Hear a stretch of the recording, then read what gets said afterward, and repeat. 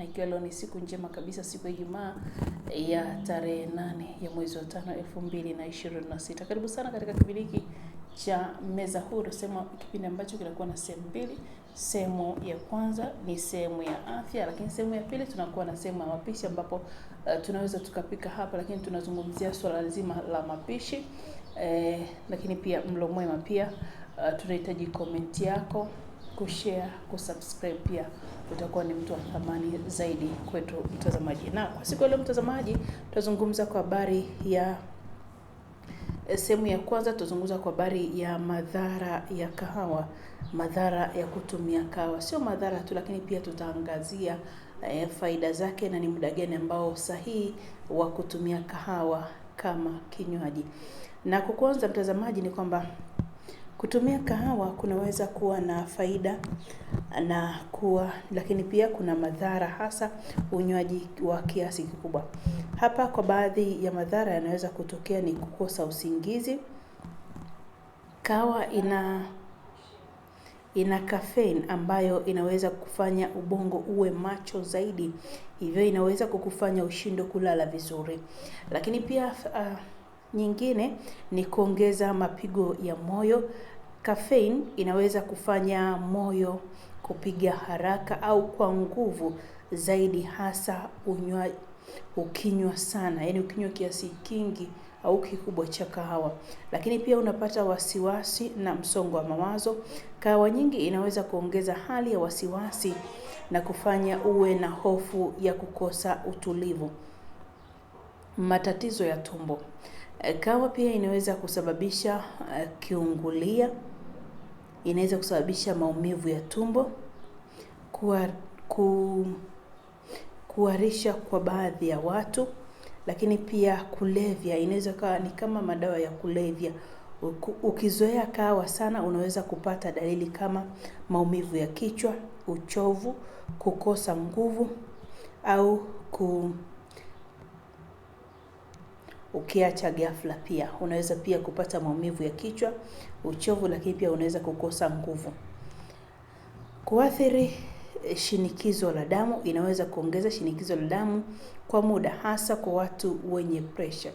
Hivyo watu wenye pressure hawaruhusiwi kabisa kutumia kinywaji cha kahawa. Athari kwa mifupa. Kafeini nyingi inaweza kupunguza ufyonzaji wa calcium, hivyo kuathiri mifupa kwa hiyo unakuwa kama unatumia muda mrefu bila kupata lishe nzuri, yani chakula kizuri. Lakini pia ushauri ni kwamba kunywa kahawa kiasi cha kikombe kimoja mpaka vitatu kwa siku mara nyingi ni salama kwa watu wengi. Lakini pia epuka kunywa jioni kama unapata shida ya usingizi. Sikiliza mwili wako. Baadhi ya watu wanaathiriwa zaidi kuliko wengine. Kuna mwingine anaweza kanywa kikombe kimoja cha kahawa kikamtosha, kuna mwingine anaweza kanywa vitatu, lakini madhara yakawa ni tofauti au faida zake zikawa ni tofauti. Hivyo unashauriwa kusikiliza mwili wako, wewe unahitaji kiasi gani, na usinywe kahawa nyingi zaidi, kwani kuna madhara makubwa zaidi. Lakini pia tutaweza kukuambia hapa muda sahihi wa kunywa kahawa ni upi. Muda sahihi wa kunywa kahawa hutegemea mwili wa mtu, lakini kwa ujumla hizi ndizo nyakati zinazoshauriwa. Asubuhi, dakika 60 mpaka 90 baada ya kuamka ndio muda mzuri zaidi, na mara tu unapoamka mwili huwa tayari una hormone inayokuamsha, hivyo kahawa mapema sana inaweza isiwe na faida kubwa. Kabla ya kazi au shughuli, dakika 30 mpaka 60 kabla ya kufanya kazi, kusoma au kufanya mazoezi, inaweza kusaidia kuongeza nguvu na umakini mkubwa. Epuka kunywa kahawa usiku. Usinywe kahawa ndani ya masaa 6 hadi 8 kabla ya kulala. Kwa mfano, kama unalala saa 4 usiku, epuka kunywa baada ya saa 10 jioni. Usinywe kupita kiasi. Kwa watu wengi wanapendelea kunywa kikombe kimoja mpaka vitatu kwa siku vinawatosha. Sio kikombe kimoja wakati huo unaongeza cha pili, cha tatu, cha nne, hapana. Vikombe vitatu kwa siku nzima kinatosha. Kunywa sana kunaweza kusababisha mapigo ya moyo kwenda kasi, lakini pia kuongeza wasiwasi na kukosa usingizi. Ushauri wa ziada: usinywe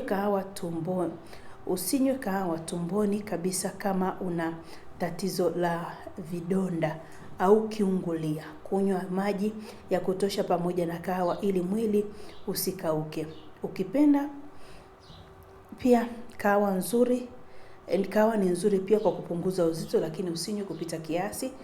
Kahawa na afya ya uzazi. Madhara ya kunywa kahawa pia tunaweza tukakuletea sehemu ya pili ya kwa kipindi kijacho. Na mtazamaji, ni sehemu ya kwanza hiyo, sehemu ya afya ambayo leo tumeangazia madhara ya kutumia kahawa. Umepata kuzifahamu faida za kutumia kahawa, lakini madhara ya kunywa kahawa. Tumetambua kwamba hupasi kunywa kahawa nyakati za usiku, lakini hupasi kunywa kahawa tu baada ya kuamka. Unapaswa kunywa kahawa dakika 30 mpaka 60 baada ya kuamka. Na mtazamaji, ni sehemu ya kwanza. Punde tu hapa tunarejea na sehemu ya pili, na tutaangazia masuala zima ya lishe bora. Tafahamu lishe bora ni ipi na chakula bora ambacho tunasema ni lishe bora, tutafahamu ni kipi. Sababu wengi hapa wanajua kwamba wengi wakiambiwa lishe bora basi